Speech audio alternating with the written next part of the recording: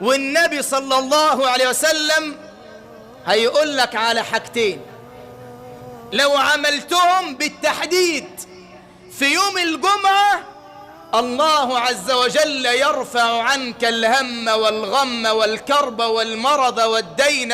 أي مشكلة، أي مصيبة، أي بلاء تخرج منه في يوم الجمعة بحاجتين لو عملتهم عن النبي محمد.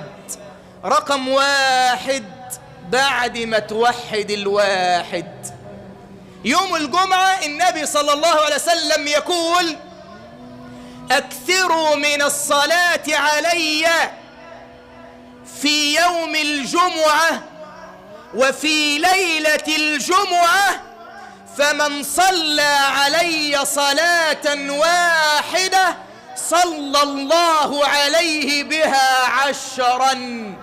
يعني ايه الكلام ده؟ بعد ما تصلي